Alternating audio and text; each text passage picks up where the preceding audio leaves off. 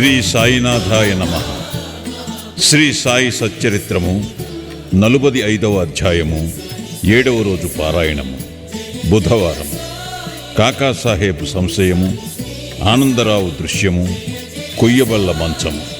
గత 3 అధ్యాయములలో బాబా దివంగతులొకటి గూర్చి చెప్పితిమి.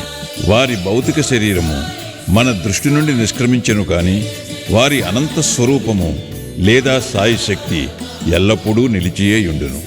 ఇప్పటి వరకు వారి జీవితకాలములో జరిగిన లీలలను చెప్పితిమి. వారు సమాధి చెందిన పిమ్మట క్రొత్త లీలలు జరుగుచున్నవి.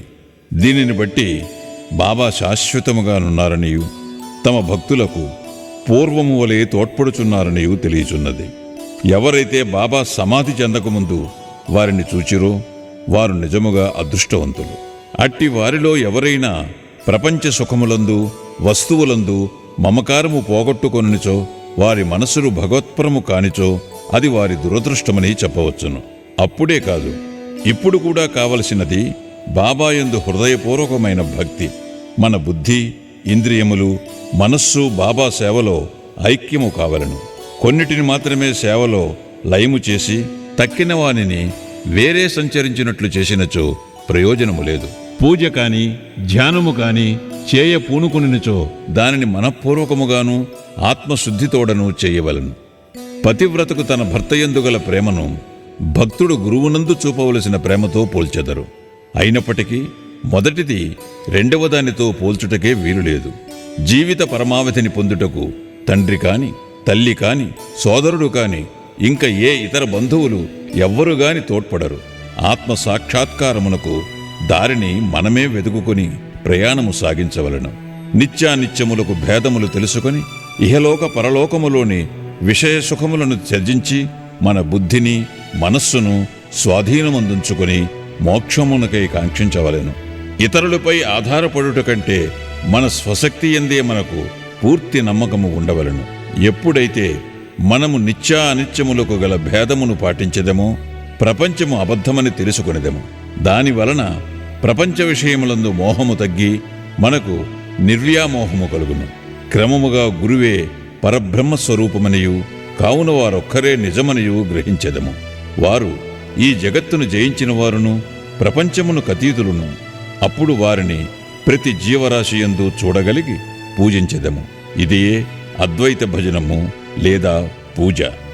ఎప్పుడైతే మనము బ్రహ్మమును లేదా గురువుని హృదయపూర్వకముగా ధ్యానించెదమో మనము కూడా వారిలో ఐక్యమై ఆత్మసాక్షాత్కారము పొందెదము. వేయేల గురువు నామమును జపించుట వలనను వారి స్వరూపమునే మనమున నుంచుకొని ధ్యానించుట చేతను వారిని సర్వజంతుకోటి యందు చూచుటకు అవకాశము కలుగును. మనకది శాశ్వతానందమును కలుగు చేయును. ఈ దిగువ కథ దీనిని విశదీకరించును. కాకాసాహెబ్ సంశయము, ఆనందరావు అనుభవము.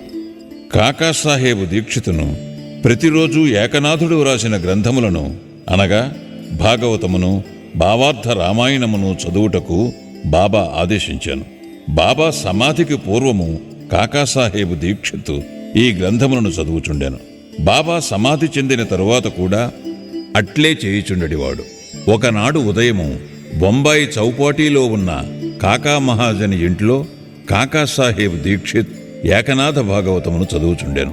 శ్యామ, కాకా మహాజని కూడా అతట నుండి శ్రద్ధతో భాగవతమును వినుచుండెరి.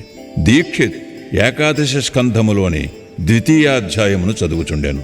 అందు వృషభ కుటుంబములోని నవనాథులు లేదా సిద్ధులగు కవి, హరి, అంతరిక్ష, ప్రబుద్ధ, పిప్పలాయన, అవిర్హోత్ర, ద్రుమిళ, చమన్ మరియు కరభాజనులు భాగవత ధర్మసూత్రములను జనక మహారాజుకు చెప్పుచుండెరి.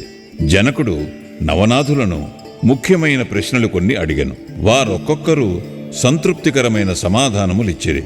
అందులో మొదటివాడుగు కవి భాగవత ధర్మమును బోధించెను.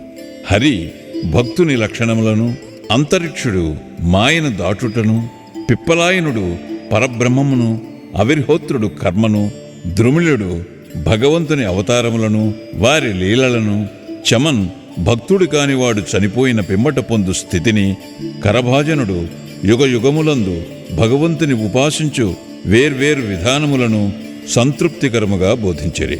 వాని సారాంశమేమన కలియుగములో మోక్షము పొందుటకు ఒక్కటే మార్గము కలదు. అదేమన గురుని లేదా హరి పాదార విందములను స్మరించుట. పారాయణం ముగించిన పిమ్మట కాకాసాహెబ్ నిరుత్సాహముతో శ్యామతో ఇట్లనెను. నవనాథులు భక్తి విషయమే చెప్పినది ఎంత అద్భుతముగానున్నది. దానిని ఆచరించుట ఎంత కష్టము. నవనాథులు పూర్ణజ్ఞానులే కాని మన వంటి మూర్ఖులకు వారు వర్ణించిన భక్తిని పొందుటకు వీలగునా? అనేక జన్మలెత్తినను మనము దానిని సంపాదించలేము. అట్లైన మనకు మోక్షము వచ్చుటట్లు. కాబట్టి అట్టి దానిని మనం ఆశించరాదని తెలియచున్నది. కాకాసాహెబు నిరుత్సాహము, నిరాశలు శ్యామ ఇష్టపడలేదు. వెంటనే అతడు ఇట్లనెను. ఎవరైతే వారి అదృష్టవశముచే బాబా వంటి ఆభరణమును పొందిరో అట్టివారు నిరాశ చెంది ఏడ్చుట విచారకరమైన సంగతే. వారికి బాబాయందు నిశ్చలమైన విశ్వాసమే ఉన్నచో వారు నిరాశ చెందనేలా? నవనాథుల భక్తి బలమైనదై ఉండవచ్చును గాని మనది మాత్రము ప్రేమానురాగాలతో నిండి ఉండలేదా? హరినామస్మరణము, గురునామస్మరణము మోక్షప్రదమని బాబా నొక్కి చెప్పి ఉండలేదా? అట్లయినచో భయమునకు గాని ఆందోళనకు గాని అవకాశమేది? శ్యామా చెప్పిన సమాధానముతో కాకాసాహెబ్ సంతుష్టి చెందలేదు. నవనాథుల భక్తిని పొందుటెట్లు అను మనోవేదన కలిగి ఆందోళనతో చికాకుగా నుండెను. ఆ మరుసటి ఉదయమే ఈ క్రింది అద్భుతము జరిగెను. ఆనందరావు పాకాడే అనువాడు శ్యామాను వెతుకుచూ పురాణ కాలక్షేపము జరుగుచున్న స్థలమునకు వచ్చాను. కాకాసాహెబ్ భాగవతము చదువుచుండెను. పాకాడే శ్యామాకు దగ్గరగా కూర్చుండి అతని చెవిలో ఏమో చెప్పుచుండెను. అతడు మెల్లగా తాను కాంచిన స్వప్న దృశ్యమును శ్యామాకు చెప్పుచుండెను. ఇది పురాణ కాలక్షేపమునకు కొంచెము ఆటంకము కలుగు చేశాను. కాకాసాహెబు పురాణము చదువుటమాని విషయమేమని అడిగాను. శ్యామ ఇట్లు నుడివెను. నిన్న నీ సంశయమును తెలిపితివి. దానికి సమాధానము ఇదిగో. బాబా పాఖాడేకు చూపిన స్వప్న దృశ్యమును వినుము. రక్షకమైన భక్తి కాక వేరేదియూ దీనిని సాధించలేదు. గురుని పాదములు భక్తితో ధ్యానించిన చాలును అని బాబా నొక్కి చెప్పియున్నారు. అందరూ ముఖ్యముగా కాకాసాహెబు ఆ దృశ్యమును వివరముగా వినగోరిరి. వారి కోరిక ప్రకారము పాఖాడే ఆ దృశ్యమును ఈ క్రింది విధముగా చెప్పనారంభించెను. లోతైన సముద్రములో నడుము వరకు దిగి అచ్చట నిలచితిని. హఠాత్తుగా అచ్చట సాయిబాబాను చూచితిని. రత్నములు తాపిన చక్కని సింహాసనముపై బాబా కూర్చునియుండెను. వారి పాదములు నీటిలో నుండెను. బాబా స్వరూపమును చూచి మిగుల ఆనందించితిని. అది నిజము వలె నుండినే కాని స్వప్నము వలె కానరాకుండెను. దానిని నేను స్వప్నమని అనుకొనలేదు. మాధవరావు కూడా అచ్చట నిలిచియుండెను. శ్యామ, ఆనందరావు, బాబా పాదములపై పడుము అని సలహానిచ్చాను. నాకు కూడా నమస్కరించవలననియే ఉన్నది.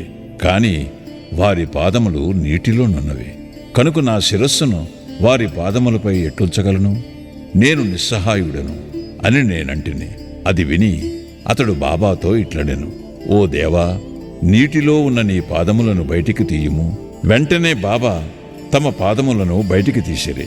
క్షణమైన ఆలస్యము చేయక నేను వారి పాదములకు మ్రొక్కితిని. దీనిని చూచి బాబా నన్ను దీవించి ఇట్లనెను. ఇక పొమ్ము, నీవు క్షేమమును పొందెదవు. భయము కాని ఆందోళన కాని అవసరము లేదు. శ్యామాకు పట్టుపంచె ఒకటి దానము చేయుము. దానివల్ల మేలు పొందెదవు. బాబా ఆజ్ఞానుసారము పాకాడే పట్టుదోవతిని తెచ్చెను. మాధవరావుకు ఇవ్వవలసినదని కాకాసాహెబును వేడెను.